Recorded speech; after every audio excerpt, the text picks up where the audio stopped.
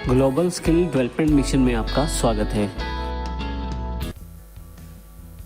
पिछले वीडियोस में हमने जो विंडोज़ 10 की जानकारी ली और उनके सभी विशेषताओं को देखा तो हमने ये ध्यान दिया कि विंडोज़ 10 जो है एक ऑपरेटिंग सिस्टम है, माइक्रोसॉफ्ट की तरफ से दिया गया बिल्कुल नया ऑपरेटिंग सिस्टम विंडोज़ 10 है। आगे चलने से पहले हम ऑपरेटिंग सिस्टम की थोड़ी सी जानकारी ले लेते हैं। What is an operating system? Operating system क्या होता है या ऑपरेटिंग सिस्टम क्या है? ऑपरेटिंग सिस्टम वो सॉफ्टवेयर है जो आपके कंप्यूटर के सभी रिसोर्सेज को, चाहे वो कंप्यूटर हार्डवेयर से रिलेटेड है या चाहे वो कंप्यूटर सॉफ्टवेयर से रिलेटेड है, इन सभी रिसोर्सेज को मैनेजमेंट करने का कार्य आपका ऑपरेटिंग सिस्टम करता है। कंप्यूटर में जितनी भी कॉमन सर्विसेज हैं और जितनी भी बेसिक सर्विसेज हैं, सभी ऑपरेटिंग सिस्टम के द्वारा प्रदान करवाई जाती हैं। एप्लीकेशन प्रोग्राम्स को चलने के लिए ऑपरेटिंग सिस्टम की जरूरत होती है। ऑपरेटिंग सिस्टम क्या क्या कार्य कर सकता है? What does operating system do?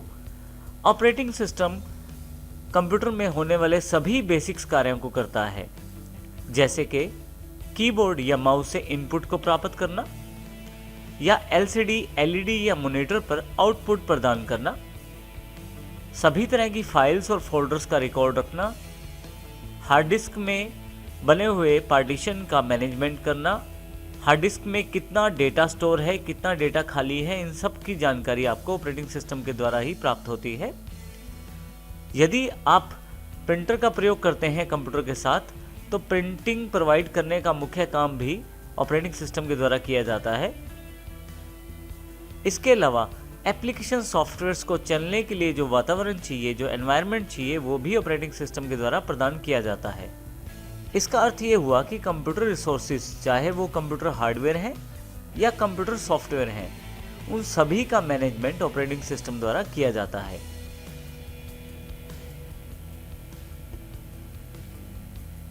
आज के समय में आप कोई भी कंप्यूटर, कोई भी लैपटॉप, कोई भी हाइब्रिड कंप्यूटर हो या इवन मोबाइल क्यों ना हो, सबके और चलने के लिए कोई ना कोई ऑपरेटिंग सिस्टम ज़रूरी रहता है। जैसे कि कंप्यूटर्स में सबसे प्रमुख ऑपरेटिंग सिस्टम विंडोज़ है, तो विंडोज़ काफ़ी सारे वर्जन्स में उपलब्ध है। पहले वर्जन्स में एक्सपी, विस्टा, विंडोज़ 7, विंडोज़ 8 और अब विंडोज़ 10 माइक्रोसॉफ्ट द्वारा प्रदान किया गया है। मोबाइल डिवाइसेस में चलने के लिए ऑपरेटिंग सिस्टम जो रहता है उसका नाम एंड्रॉयड है। इसके अलावा कुछ कंपनीज अपने ऑपरेटिंग सिस्टम भी देती हैं जिनके आधार पर मोबाइल कार्य करते हैं। यूनिक्स, लाइनेक्स और उबंटू जैसे और भी ऑपरेटिंग सिस्टम उपलब्ध हैं मार्केट में।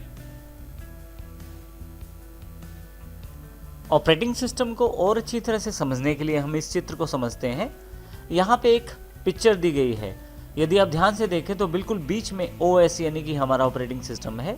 सभी बेसिक्स और कॉमन टास्क ऑपरेटिंग सिस्टम द्वारा किए जाते हैं, जैसे कि कीबोर्ड या माउस से इनपुट प्राप्त करना भी ऑपरेटिंग सिस्टम का कार्य है, और उनके आधार पे CPU द्वारा जो प्रोसेस करके आउटपुट दी गई है, उनको उस आउटपुट को प्रिंटर या LCD तक पहुंचाना भी ऑपरेटिंग सिस्टम का कार्य होता है। मुख्यतः यूज़र अर्थात वो व्यक्ति जो कंप्यूटर का प्रयोग कर रहा है, उसके द्वारा दी गई सभी कमांड्स जो वो चाहता है कंप्यूटर से कार्य करवाना, एप्लीकेशन सॉफ्टवेयर से जो कार्य करवाना, वो सभी ऑपरेटिंग सिस्टम के द्वारा ही तय किए जाते हैं। जितने भी रिसोर्सेज आपको स्क्रीन पे नज़र आ रहे हैं, वो सभी ऑपरेटिंग सिस्टम के द्वारा ही समन्वित या कम्युनिकेटेड किए जाते हैं।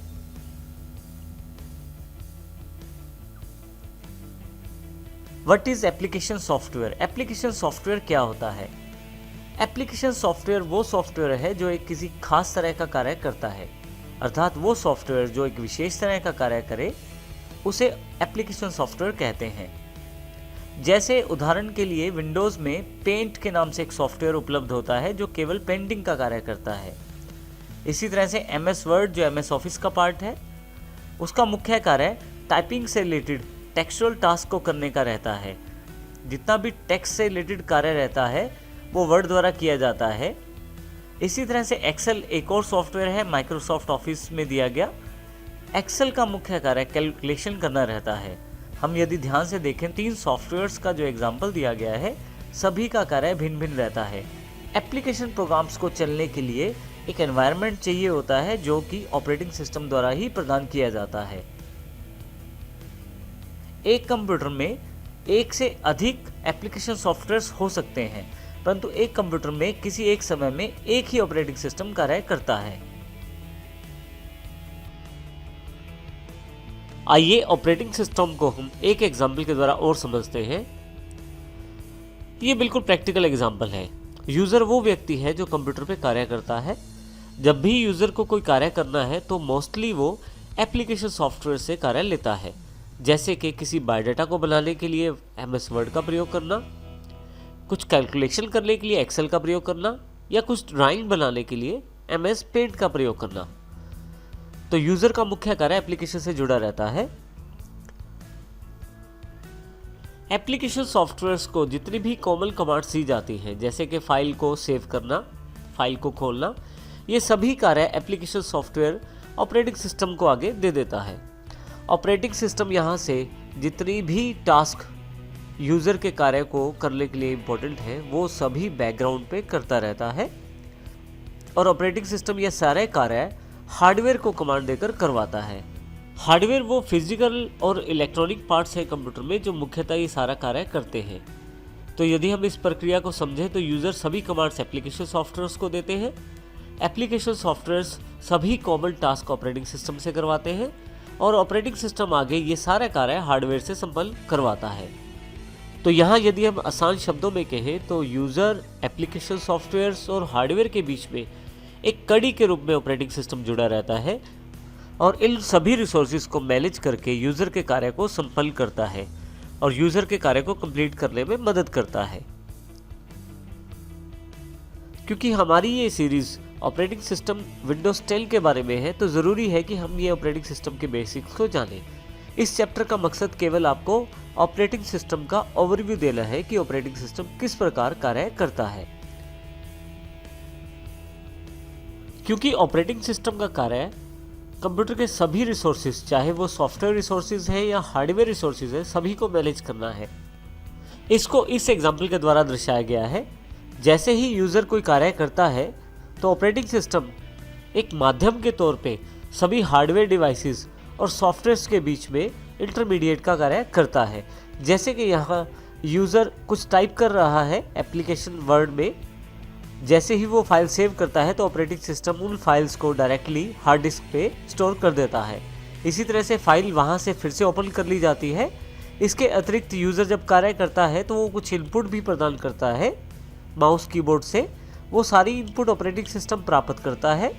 उन पे जो प्रोसेसिंग होती है वो सारा आउटपुट मॉनिटर या प्रिंटर पर भी डिस्प्ले करता है।